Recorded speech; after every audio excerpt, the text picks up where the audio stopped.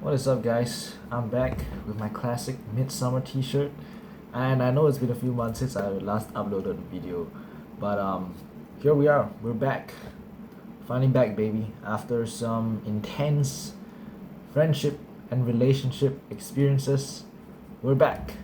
After some intense problems that we faced in our life, yeah, and wow, so many things have happened. Fallouts, rebuilding. I don't know, there's just so many things. Graduation, yeah, and we're right in the middle of A levels.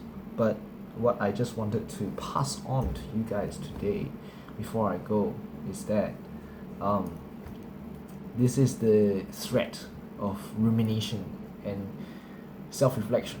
Well, self reflection is a very important thing, right?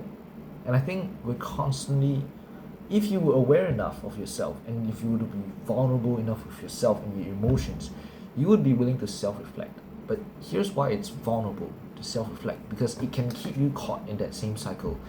And when you start to self-reflect maybe a bit too much, it keeps you stuck in the past because you're reflecting, you're thinking about the past, right? You don't have any sort of inkling of the future. So actually, self-reflection is great. Self-reflection can tell you where you went wrong with your friendships, with your relationships. Self-reflection can teach you parts about yourself you didn't even know. Maybe repressed trauma that you've been keeping in for too long, or certain certain defeatist slash self-destructive thoughts slash mindsets that you may have that may be keeping you from achieving your goals. Right? Even now, as I'm speaking, I'm self-reflecting, which can be a bad thing because your mind should be filled with ceaseless action. Because at some point, self-reflection is just going to lead to depression. Because if you're stuck in the past, if you're always constantly trying to ruminate on the past, what's out there in the future? Maybe, and sometimes I think people use self-reflection as a means of like gauging the future, like trying to measure your range. So it may not be the best thing to do, because self-reflection, I think depression actually stems from anxiety, and to avoid anxiety you keep yourself in the past, because the past can't be changed, but yet we yearn so much to change the past. The past can't be changed, and we find comfort in that fact that nothing that we can do in the present moment can ever change the past again, right? But I think there should be something positive that be made out of that. Instead of ruminating on the past, instead of ruminating on your own thoughts, I think it's time to have a wake up slap, for me especially, and maybe some of you guys who are watching this video. It's time to have a wake up slap. Set your vision on the future, because if you have no vision of the future, it's going to lead you down a cycle of depression and anxiety, and trying to avoid anxiety by going back to the past and being depressed about your thoughts instead. So yeah, wishing you could have done things different in the past. So this overwhelming desire that you have no obligation to fulfill, right? That's what keeps people comfortable. And that's the threat of self-reflection, because you think like, oh my god, I wish I could have done this, I wish I could have done that. That is the threat of self-reflection, actually, because it keeps you so comfortable in that false sense of superiority you get from being able to actively look back on your mistakes and be vulnerable with yourself, right? That sense of comfort in that false sense of superiority that you get from being able to critically evaluate yourself from the past, it can be pernicious. You can be caught in this cycle of just going back to the past anyways. You forget to live in the future. You forget to live in the present. They say the best way to kill anxiety is just to live in the present. So what are you so worried for? Be aware of your touch, be aware of your five senses, your ears, your sense of hearing, your sense of taste, your touch, your eyes, your ears, everything. Think about it, your nose. Like, genuinely, why do we keep ruminating on the past? We wish we could have done things different. Yes, but it's in the fucking past, mate. Again, my video viewership is gonna go down just because I swore, but I believe it's worth the effort that I swore, right? People always think like, oh my god, I wish I could have done this better, I wish I could have done this better. You can't change the past. This isn't Nick Carraway. This isn't Nick Carraway telling you can't change the past. This is facts and reality telling you that what's past is past, man. Those foregone relationships, they're gone. My guy, you can't just think, oh, maybe I wish I could have been a little less insecure, then maybe I could have gotten back my partner. No, it's maybe I shouldn't have been so passive aggressive, then maybe things wouldn't have turned out so bad between our friends. But it's in the past. And those people who you've done badly, they've probably already moved on. So like, what's the point? Because currently your reality is shit, right? And that's why people think back on the past. The reason why people like to think back on the past, like, oh my god, damn, there was this, there was that. It's because your current reality is shit. And it can be really easy, especially during the exam season, to fall into this cycle of shit. Like, people are literally fucking depressed because, like, all they do is study. They do is study all day, man. And I seriously respect those guys who are still willing to find balance in their life. Those are the guys I look up to, because not everything is just like study. It's sometimes about like finding balance and also having a plan, because when we are overtaken by our emotions, the thing that we fall back on is our plans. I do not have one, which is pretty fucking concerning.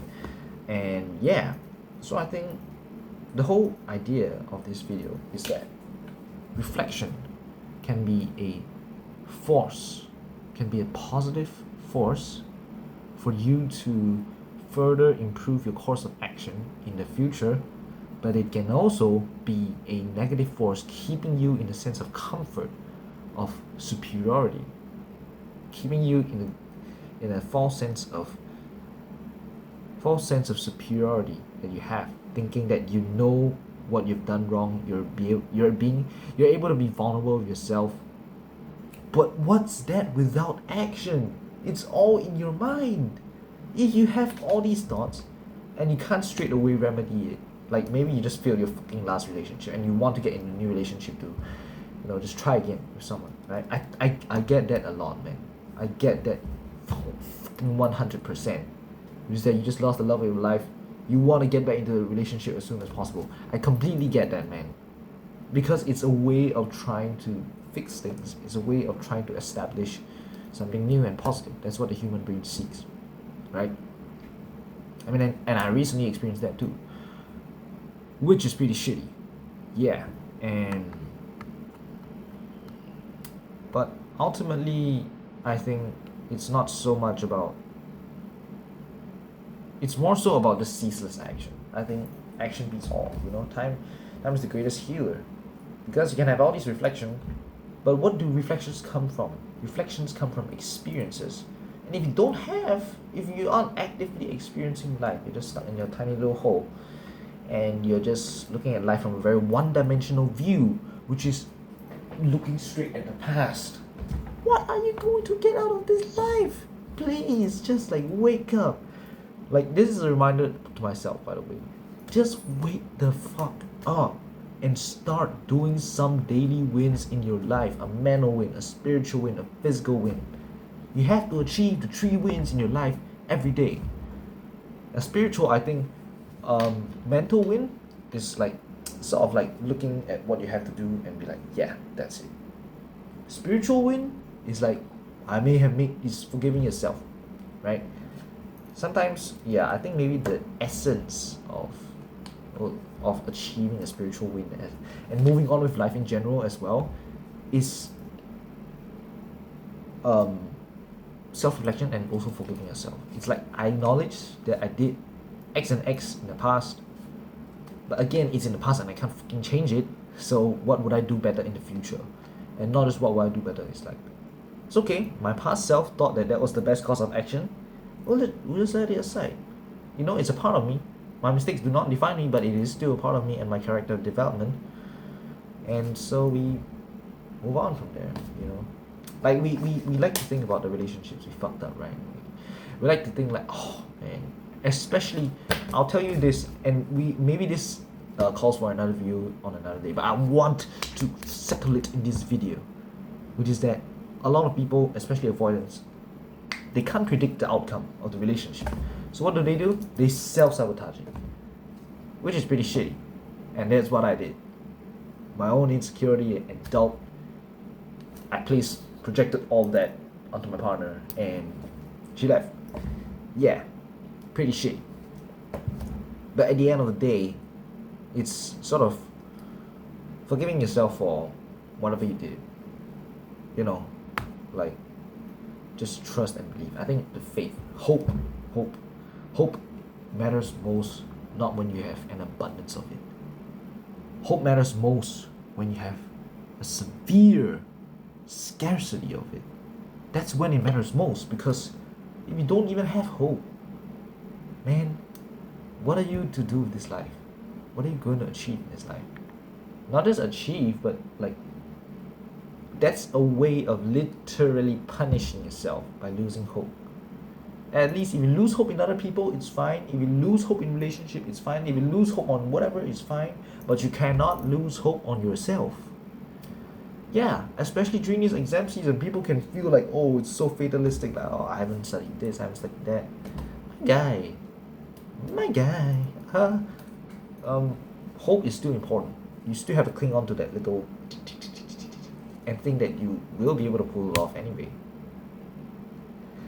If you were to face 5 guys with knives, would you be able to fight them better, thinking that you could beat them or you couldn't beat them? You will fight better if you knew you could beat them. Yeah. So like that's the idea, you know, and also forgiveness. Yeah. So the whole idea is hope. Encompassing this whole video is like hope, forgiveness. I think also visualizing and actualization. And lastly, it's just forgiving yourself. I think that matters a lot, because we like to look back on the past and we like to think like, damn, I fucked up on this, damn, I fucked up on that. But maybe look at the things that you've done out of that self-reflection. So what have you done different, right? You may notice that, oh, maybe this relationship taught me that I should learn how to communicate better, that I should stop being so passive aggressive and just be direct with my needs and wants that I want to be met. And if you see that you have actively tried to improve your current relationships that have not yet been forsaken, if you see that you've been actively trying to improve those relationships, then good for you, man. Like, you gotta start counting those wins. You gotta count the little wins in life, because if you see that, oh, you know, maybe I communicated with my family members better as a result of the relationship. Usually, most humans who are on the pursuit of self-improvement, and those humans who reflect a lot, they will actualize those corrections in real time. Those corrections from their mistakes. They will actively try to do something good out of a mistake that they made. So for example, if their mistake was like not waking up on time, usually if they face the consequence of that, they would start waking up more on time. If their mistake was poor communication skills, usually what they would do is to communicate better, right? So yeah, I think that's just something that we need to think about more. Forgiveness and counting the small ones. I think these two are the first 2 things that you have to do to ground yourself in the present. More often than not, we are already correcting our poor behaviors, like right on the go, and you have to start counting those little wins and believe, and that's what sets the future. That's what sets the vision for the future, that you can do it. You get what I mean? And action. I think action is really important, because like gym really made me think like, damn, you know, if I try hard enough at something, it could work. But ACADS made me realize, even if I try, no matter how hard I try at something, it probably won't work. It requires the right guidance, the right, you know, system. Yeah. So systems are really important. And yeah, I think that's just the end of this video. Please do not take anything I say here personally, because I'm just speaking from my own experience. I'm not speaking ill of anyone. I'm just speaking like purely from my experience. So, not referencing anyone. And yeah, I don't know what you guys think. As usual, I'll have 0 comments anyways. Or I'll have some guy building animosity towards me. I don't know, some random internet stranger building animosity towards me. Or I'll have some other dude saying like, oh damn, your video's really insightful.